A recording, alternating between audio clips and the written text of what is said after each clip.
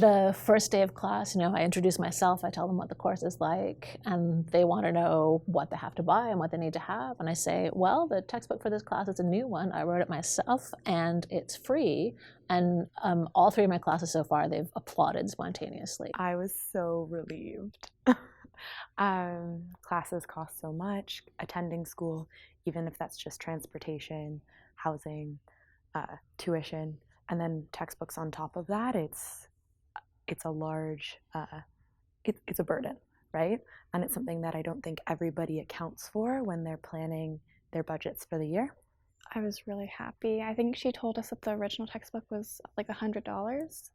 It just it makes her seem like a really honorable professor. It's just, she cares about her class so much that she just wants to make it accessible. Anyone, anywhere in the world can use this textbook and learn the material, whether they're in a class or not. The other really neat thing is that any instructor can add to it. And so really it's meant to be flexible and adaptable and free for anyone to use in the way that is best for them. I have it on my phone, I have it on my computer, both an offline and an online version, which is so helpful. I don't always have access to Wi-Fi if I'm out in the world. I've used it while I'm in airports waiting. I've also used it at home. I don't have Wi-Fi. It's important that it's just accessible, that anyone who's in the class has access to the class and all the material needed for the class. You're doing a big favor to your students. You're saving them money. You're making it easier for them to get the materials they need to learn.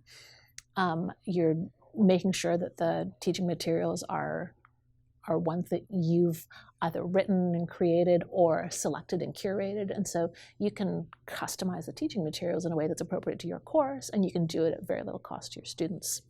I have a bit of a complicated relationship with school. I dropped out a couple years ago, and this is my second go at it. And one of the reasons why I dropped out was I felt like there was so much material available online. What is the value of attending class and paying so much for textbooks, paying so much for school?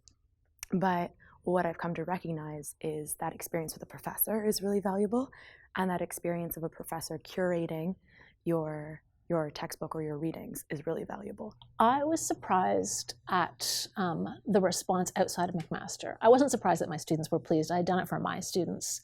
But once it started getting attention from outside McMaster and the wider linguistics community, I hadn't anticipated how excited my colleagues at other institutions would be about this resource. So that's been surprising and really pleasing.